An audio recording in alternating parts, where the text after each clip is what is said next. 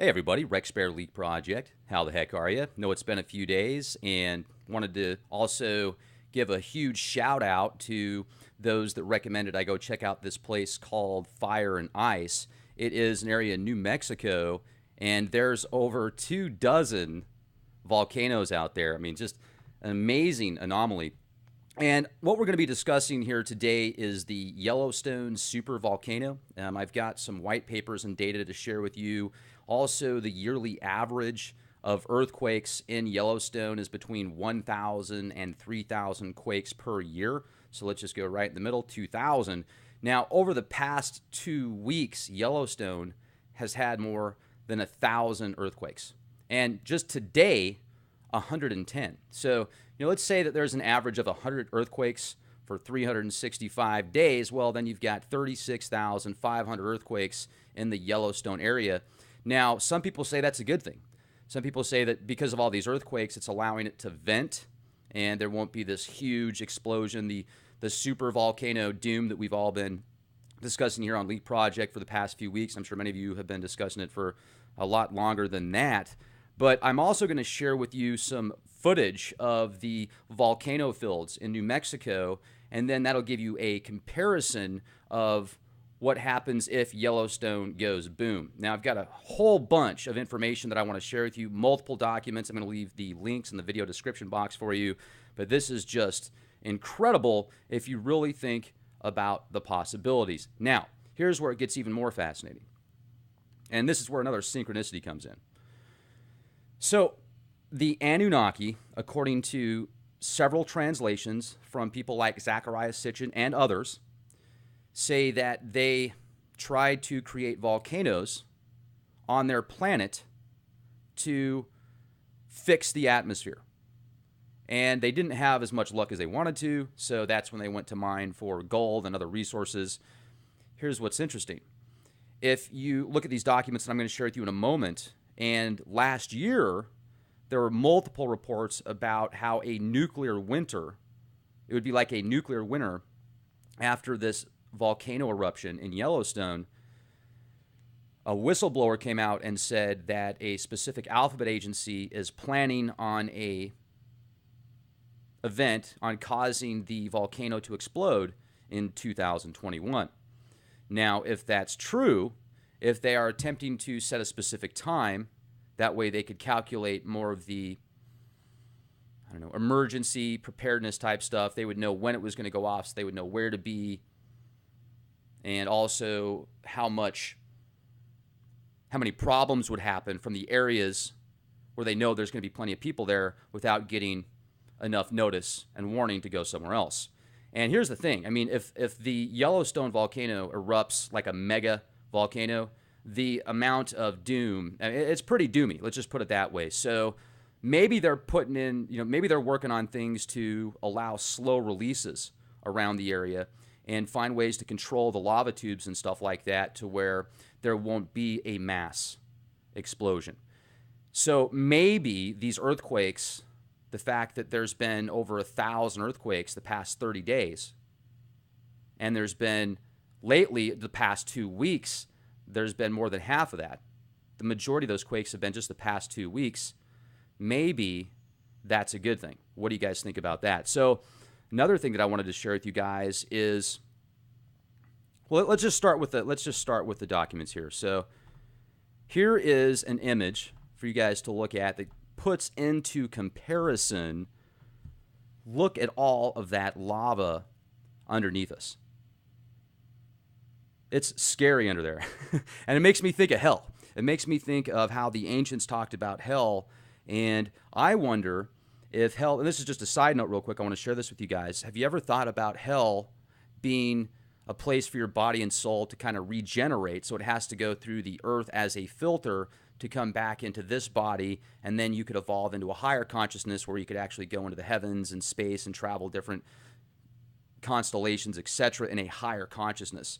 I wonder if that's why many of these Sumerian tablets combined with the Gnostic text and even the Hebrew and many other texts describe the underworld literally as being something like this. But let's go to the next image right here. This will show you in comparison, look at Mount St. Helens and that little dot right there.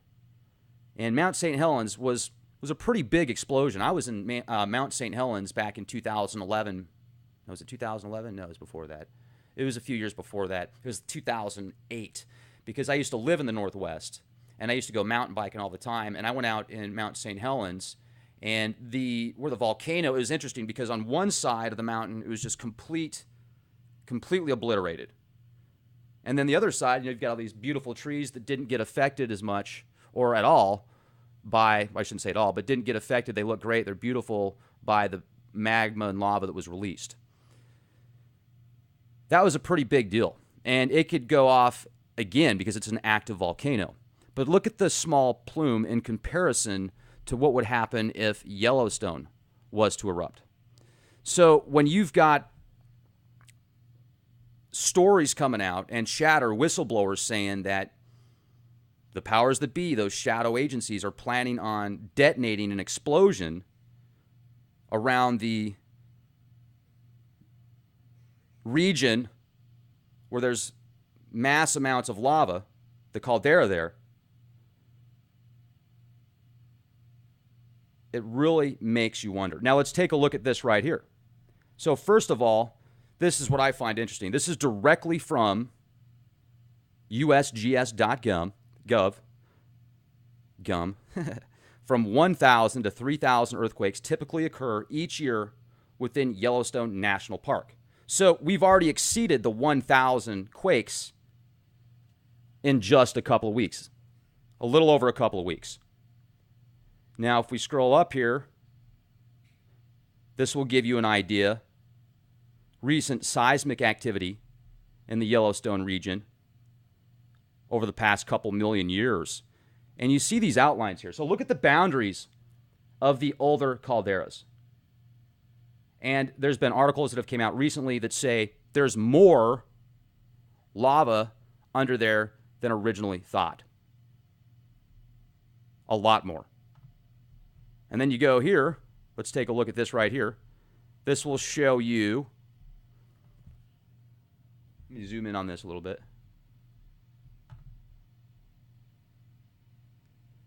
You look at some prehistoric eruptions, a couple million years ago, about 1 million years ago, compared to what's happened here in the 20th century, the 19th century. And this is also interesting because it's very minute in comparison. So we haven't really seen obliteration like the ancients did yet. Here's another one right here. This is the volume of erupted volcanic ash. So you can look at Yellowstone here, 585 miles to the third power, 2.1 million years ago. Long Valley, Mount St. Helens, 0.1 versus 585. Look at that. 0.1 versus 585. To put that in comparison, Mount St. Helens versus Yellowstone. This is directly from volcanoes.usgs.gov. You can see that over the past 30 days, 1,114 earthquakes. 1,114 earthquakes in 30 days. So it's literally exceeded the yearly average in just a matter of a few weeks. And there's absolutely nothing to worry about according to the mainstream news. Now, when the mainstream news says there's nothing to worry about, that's when I think you need to worry about it. When they say there's something to worry about, it's usually there's not. Now, not always, but it seems like they just like to play these little mind games with us. You're like, Watch these little cockroaches squirm. We're the elites. They're just the cockroaches. No, it's the other way around. Right here, earthquakes from 1,000 to 3,000 earthquakes typically occur each year within Yellowstone National Park and its immediate surroundings. So, you go up here, you can look at the data once again. This is directly from usgs.gov. This is from truthernews.files. This is where I found this article where supposedly a whistleblower came out and said the powers that be are planning to ignite Yellowstone with a nuclear-type weapon. And this will show you that it's supposed to happen August 21st, 2021. You can see the amount of ash in feet according to these docs right here. Now, this is a lot more than the other docs that I was sharing with you guys. I mean, it's saying 6 to 10 feet.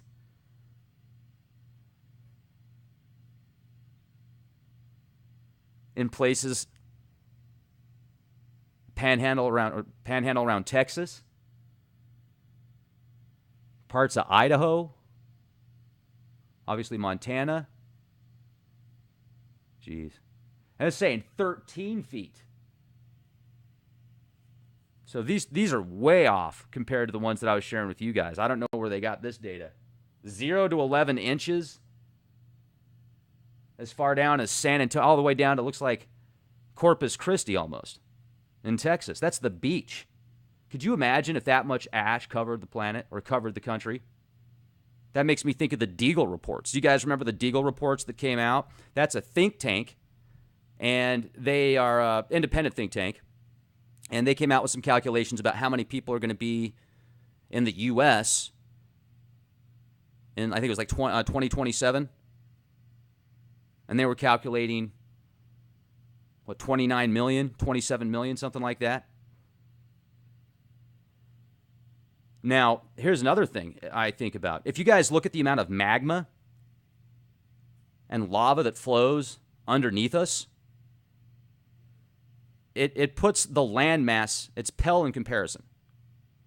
And I wonder, with all these nuclear reactors, these 449 plus nuclear reactors, and there's about 100 in the U.S., well, let's just say that all of a sudden this huge split opens up in the earth and it just sucks down, literally it just like eats those nuclear reactors. Then what happens?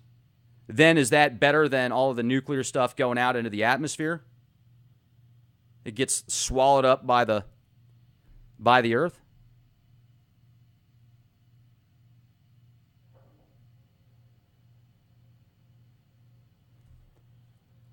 Deagle's a great site, and they actually did a rebuttal, or they had not a rebuttal, but they talked about that report because it caused a whole bunch of chatter, and some people speculated it was from the Ebola virus, and they didn't even use those calculations. And we're getting some serious issues here with the internet stream, guys. So thank you for bearing with me here. I'll make sure to upload this as well because I am recording this. So you guys won't have to deal with the internet issues, the internet gremlins. So stay with me, folks. Looks like it's stream complete. No, we're still streaming. This is bizarre. It's funny how everything's fine when I'm on the road. Then I get back and I start doing these shows and immediately start having internet issues. Almost every single time. It doesn't fail. I need my own internet service because this is ridiculous. So 6 to 10 feet of ash, you guys, as far down as Arizona, like almost to the border of Mexico. This could take out literally almost the entire country if these reports are accurate. Now, what could you do? Well, you could go underground for a couple years, several months, and then come back out, have, I guess, I don't know, I'm speculating here, don't take my word for it, have respiratory gear, masks, everything you need to deal with that kind of stuff. You could have a concrete shelter somewhere and hopefully survive the initial onslaught and then come out, and then you'd have to find a way to, you'd have to have seeds, you'd have to have a water supply, you'd have to have a continual water source, filtration systems. Now, it's going to be tough to have solar power, I'll bet you. I don't know what solar power is going to be like. I mean, imagine what the sun's going to be like at that point. So you're going to have to find a way to create your own light source for a while, possibly. Maybe some type of fiber optic setup. Maybe you're going to need to have a place to where you can grow your own food inside. some greenhouses, and then think about how much ash is going to land on the greenhouses. I mean, many of those would be destroyed. So you'd have to have some pretty solid facilities to withstand this. Now, if you're on the other side of the world, if you're in Canada, even Canada gets nailed. Look at this. Canada looks like ash goes. You got 6 to 10 feet of ash going all the way into Canada, eh? And Minnesota. I mean, this is just complete devastation for the North American continent. I mean, this is way beyond anything that it showed on reports before that I was sharing with you guys. But you know what? I don't have the data on this. I mean, this could be easily just somebody's doom-poon fantasy. Somebody could have just, I think there's going to be 45 feet of ash because, it just looks like it, and that's what I'm going to write down. So how do we know that or this could be a fear porn tactic by the powers that be. Say, let's make everybody think that the entire U.S. is going to get wiped out with a supervolcano. They're really good at manipulating things. And they're also really good at telling people about things that are going to happen before they do in cartoons. Literally, I was watching Family Guy for a few minutes the other day when I was on the road. I usually don't watch that show. But Family Guy, it's creepy when you think about the predictive programming in Family Guy and The Simpsons, these cartoons. It is literally creepy. Because they tell you in cartoons sometimes about what's going to happen. Or maybe it's just the psychic intellect of these writers. They're like, they're just seeing it happen. It could be. It could be a combination of both. But isn't it bizarre how many things that have happened in real life, or at least that's portrayed in real life in the media, after it happens on The Simpsons or The Family Guy? And there's been a ton of stuff lately about Yellowstone and about these earthquakes around there. And maybe they're just trying to keep us freaked out so that they know how easy you are to control when you're in that fear state. It's a fight or flight mode more so than creative mode.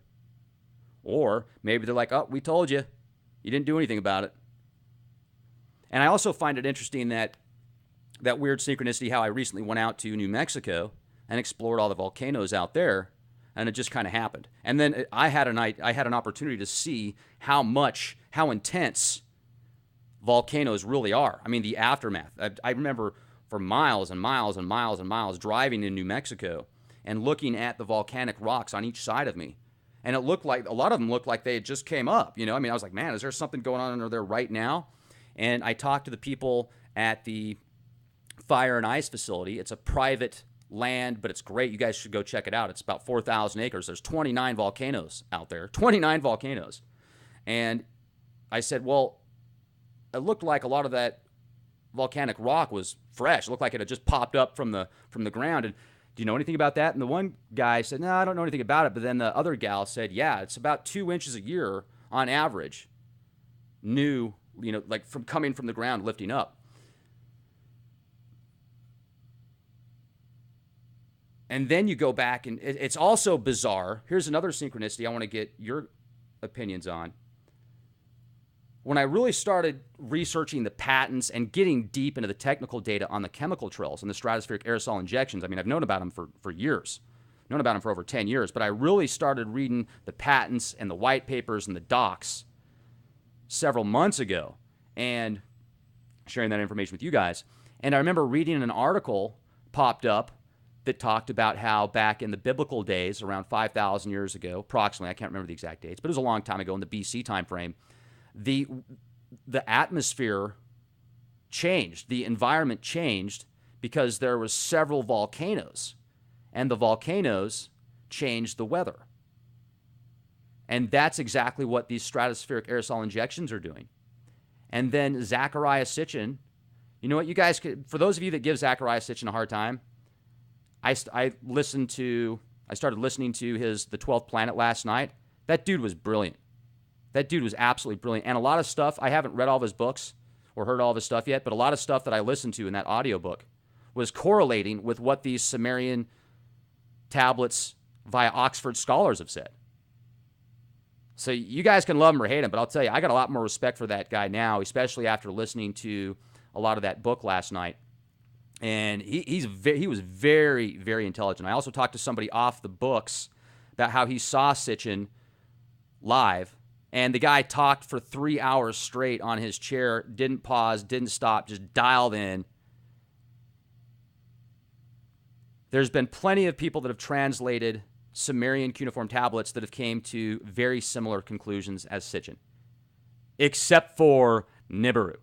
Now, with that said, I think that this TRAPPIST-1 system that I shared with you guys might actually be where these Sumerians or these Anunnaki that the Sumerians talked about come from. But that's a whole other podcast. I'm just connecting the dots here on the volcanoes and how Sitchin said that the Anunnaki were attempting to ignite, were igniting nukes in calderas to cause volcanoes, to change the atmosphere. That didn't work. So then they started terraforming the atmosphere. Well, look at what we're doing, guys. We're terraforming the atmosphere. Now let's go back to the film Star Trek. The first blockbuster of the new series that came out. Thought it was brilliant, by the way. It was either the first or second one. And do you remember it starts off and they're on the planet Nibiru? They're on the planet Nibiru. And guess what? This is where the psyop is. The planet Nibiru, do you remember they were attempting to stop a volcano on Nibiru, Spock was. Because if that volcano would have erupted, it would have blown up the planet. It would have destroyed the planet. So Spock was willing to sacrifice himself to stop the volcano. Live long and prosper, Spock. Love you, man. You're awesome. He stops the volcano. And then remember Kirk. Kirk's awesome in the film also. Captain Kirk. The new series is great. They're running. Okay, so they're running and they're getting shot at with arrows and stuff by these tribal people on Nibiru. They get in the ship, they get away, and then all of a sudden the tribal people on Nibiru, they think that's their new god. They see the ship, they draw the ship on the ground, they start worshiping it, that's their new god. Well, guess what?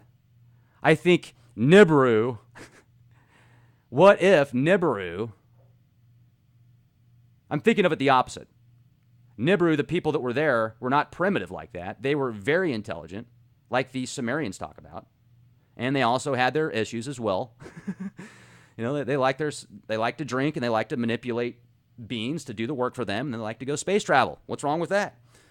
I'm joking, but that's the way they looked at it. What if Nibiru, obviously, in my opinion here, if the Sumerian archetype of the Anunnaki coming from Nibiru, you would think that the people on Nibiru would be extremely advanced. And it would be the opposite. It's like they're showing us what happened on Earth thousands of years ago when original Earthlings that had evolved in their own natural fashion that they weren't as, I don't want to use the term intellectual, because in some ways they were far above and beyond on a spiritual level and a soul level, but as far as the mental applications of building things to either blow stuff up or to, incredible, brilliant inventions, it's like you've got both there. They talked about, they would see something, they would see these beings come down from the skies and they would write about them, they would draw them, they would paint them, they would mimic them. So this is the kind of stuff that goes on in the media where they will throw it in your face, but they'll spin it a little bit. They'll tell you bits and pieces of truth, but they'll do the exact opposite on the reference of the specific person or archetype. They'll paint a picture of an archetype being good when maybe that archetype is bad. But they'll show you how the story unfolds on their side, their perception that they want you to look at, that they want you to absorb, that they want you to assimilate to. And they stopped that volcano from destroying the planet. Well, where did they get that information from? Did they steal it from the Sumerian stuff? They this is where they got it and they added it to the movies? Because we know that Hollywood is full of Department of Defense help. And you can read about this stuff. Let's say you're making a movie or a TV show and you need a bunch of submarines, or you need a couple of F-17s, or maybe you need a couple tanks or something. Well, the Department of Defense, they'll be more than happy to help you out, but you better add something to that script. You better paint the right picture that they want you to pitch their agenda. I'm not saying it's wrong. I'm just saying it's the way that it is. So if you're aware of that kind of stuff, then you can know how they're conditioning you. I mean, you watch some of these movies on terror where they paint the picture of these extremists, being the bad guys, and they're going to come and, oh, well, that guy needs to be white. He needs to be waterboarded because he's an evil terrorist. But that's once again a whole other episode, but you get my point on the conditioning, how the powers that be will use certain archetypes and subliminal programming to get you to think your neighbor or that guy that lives around the world is the bad guy. And here's another thing that I find fascinating, you guys, is what is the next war going to be like? The next world war. There's been proxy wars going on now for a long time. But when you got global war going on, are all the players at the top levels working together to come to the same goal, except for maybe they've got their own agendas as well, but they have to follow certain rules and orders? Or will there be somebody that comes out of the woodwork that takes over a specific nation, whether it's a third world nation or something much more as far as industrialized? Will they just not follow the rules and just do whatever it takes? Because it seems like there's these hierarchical orders where even though there's weapons of mass destruction around the world, there's 449 nuclear reactors that we know about, there is a ton of doom and gloom. I mean, there's millions of fracking sites, yet we're still here. Some of us, thankfully, are still healthy. Some of us have the right ideas and mindset, even though all this nastiness is going on around us. But you can certainly see the polarities. But we're still here. And wouldn't you think that something would have happened previously? Or maybe something did happen, and that's why many are discussing the very real possibility we could be in some type of simulated matrix or reality right now. And I think to myself, well, would that explain why we see some days when we look up at for example, go back in your mind, folks, 10 years ago, 15 years ago, and you're taking a road trip. Let's say you're taking a road trip and you're going through Colorado, or you're going through Arizona, or you're going through Utah, or you're going through New Mexico, or you're going through Wyoming.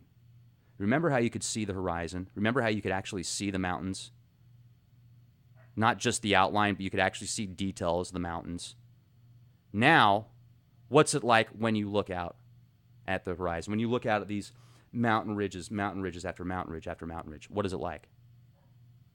You can't even, it's like this weird haze. A lot of times, all you can see is the outlines of the mountains. Even if you're in an area where there's virtually no pollution, it's still there. Why?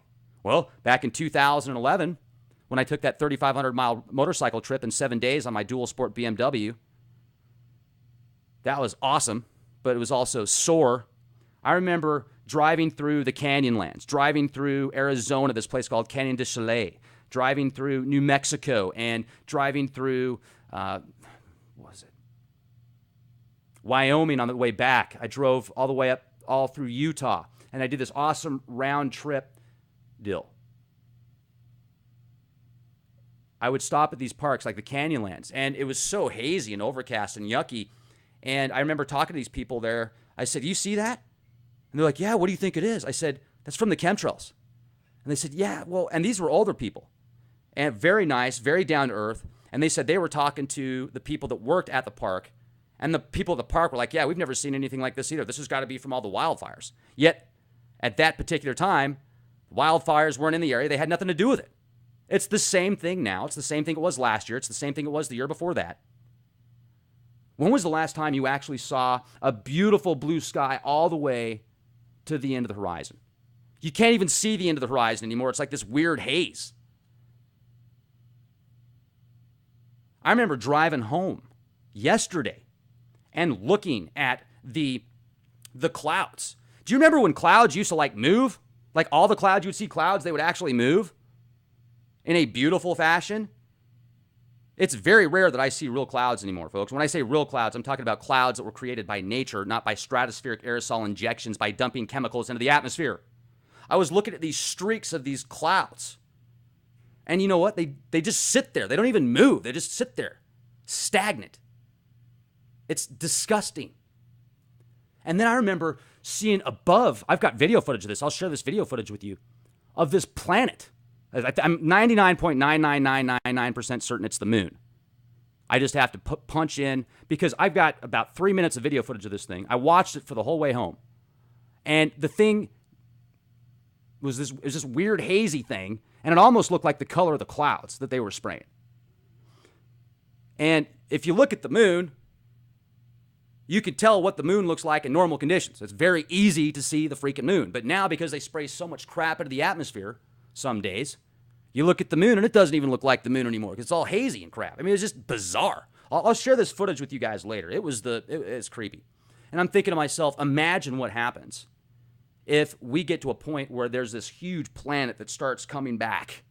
And we know, you guys, for a fact that there's dozens of trans-Neptunian objects, planets, potato, same thing, that orbit our sun that will come back.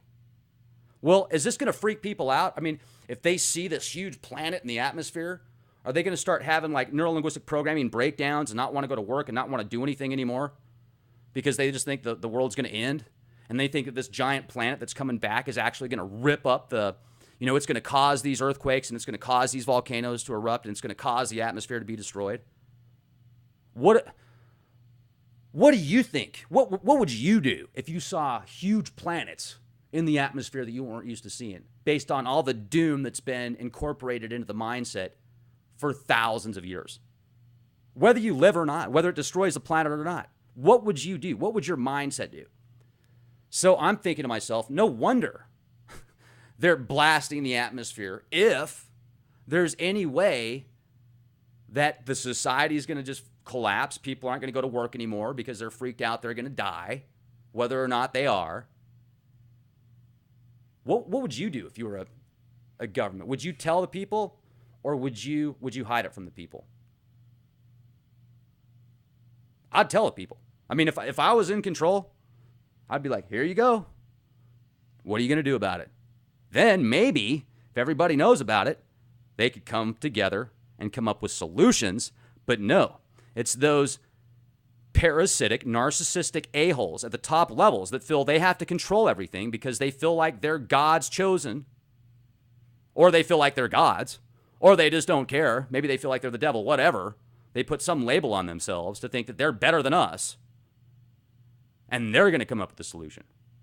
It's got to be their idea or no idea. They would rather see, some of these psychos would rather see the entire world destroyed if somebody else came up with the solution than themselves, because they're that narcissistic. Welcome to the new world order. Who controls the world? Who gets the most empires of dirt in this physical matrix, construct that we're in right now? That's what I would like to know.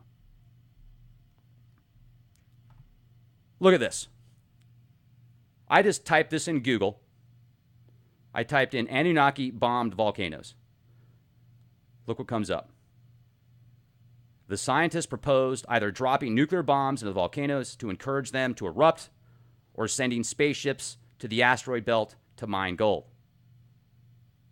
The tablets, according to Enki, to heal the planet's atmosphere by detonating atomic bombs in volcanoes.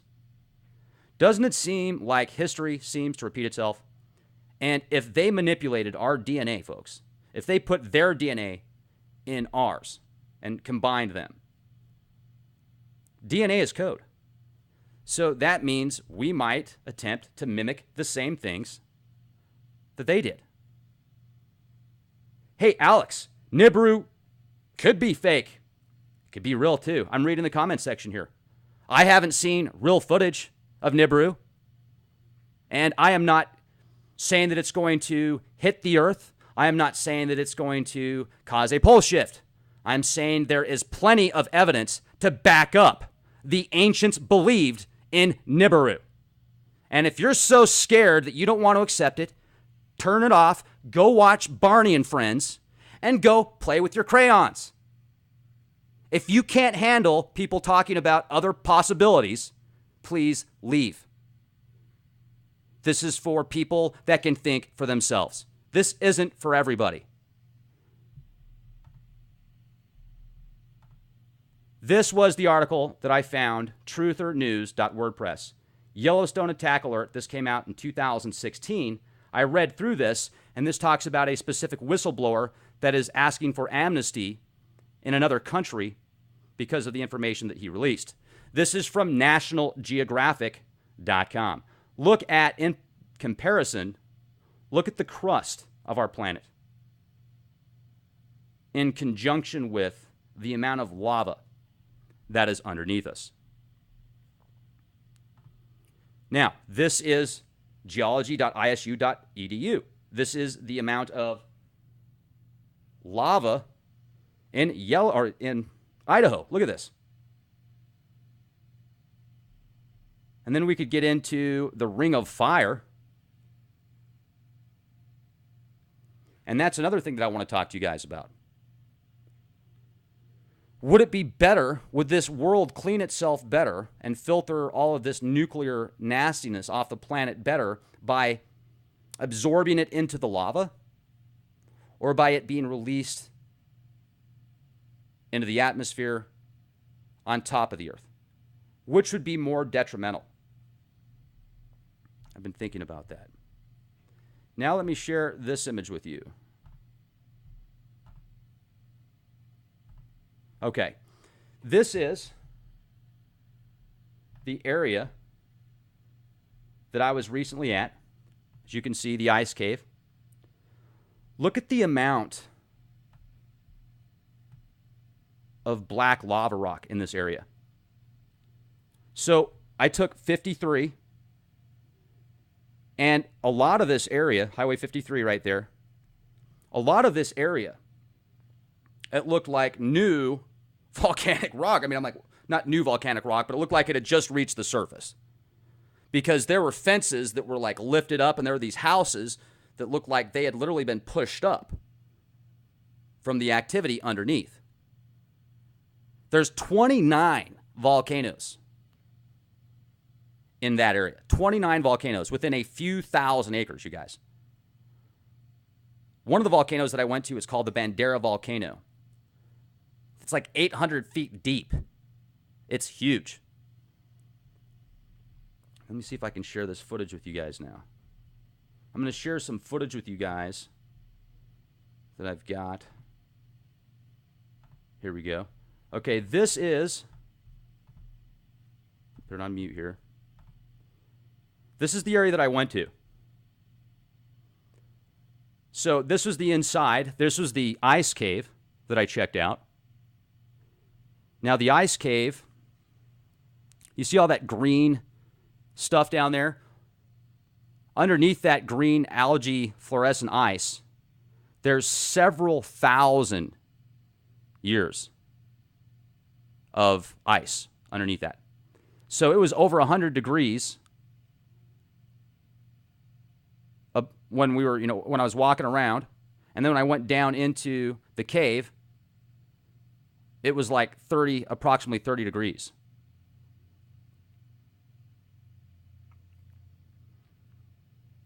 This pales in comparison to the Yellowstone caldera. Absolutely pales in comparison. And it's huge. Miles and miles and miles of volcanic rock.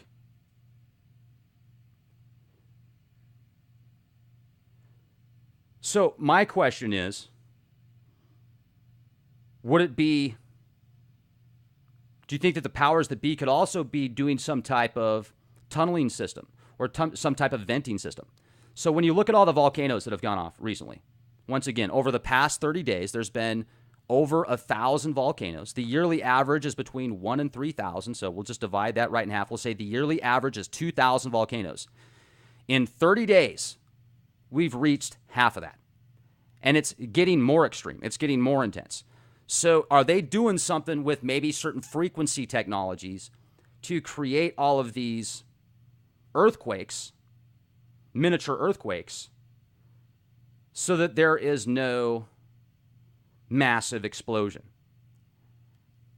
Or are they attempting to create the explosion?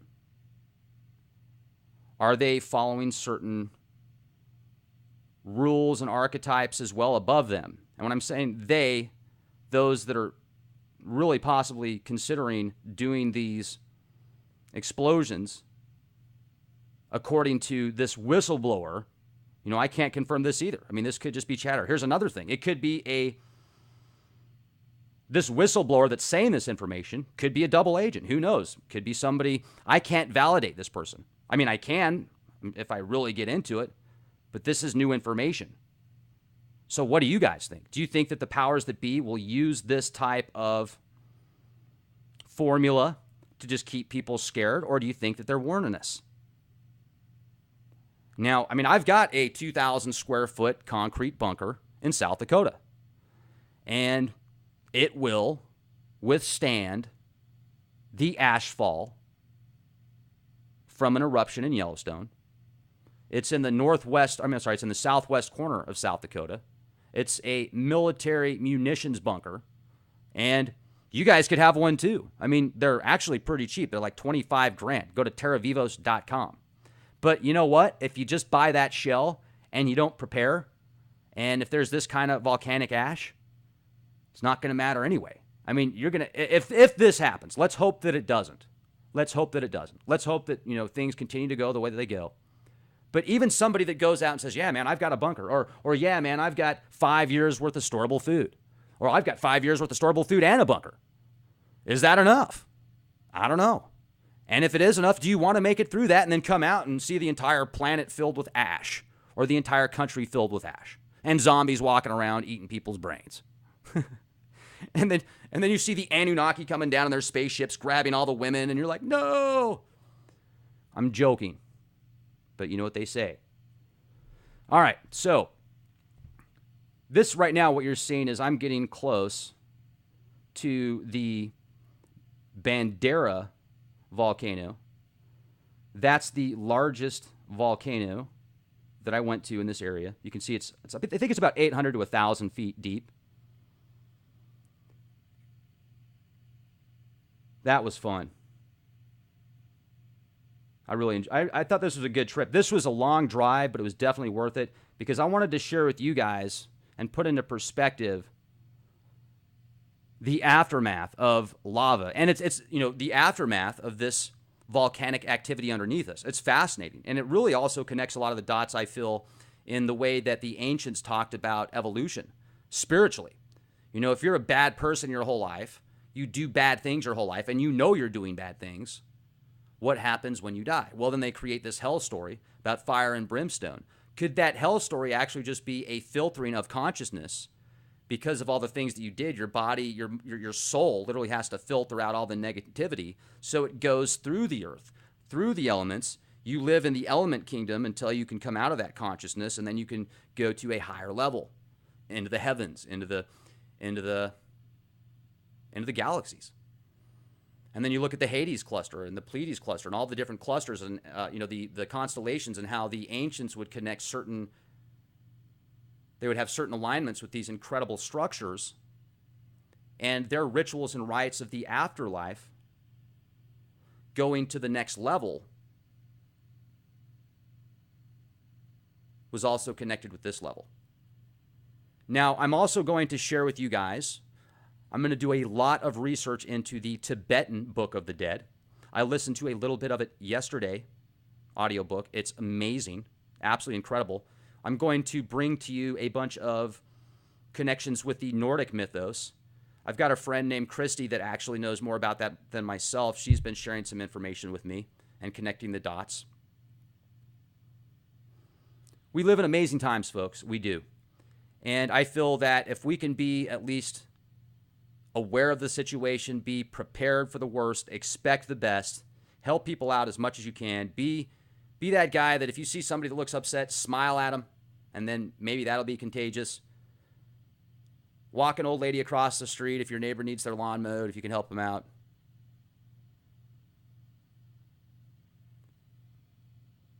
I appreciate everybody that's joined me this edition of Leak Project. Make sure to subscribe to youtube.com/clandestine timelord. Make sure to become a premium member at leakproject.com. You'll get access to exclusive content. Thank you for everybody that has already became a contributing member. Thank you for the mods for helping with the chat room.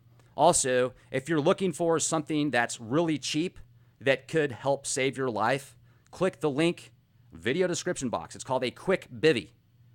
A quick bivy fits in the palm of your hand. They're cheap.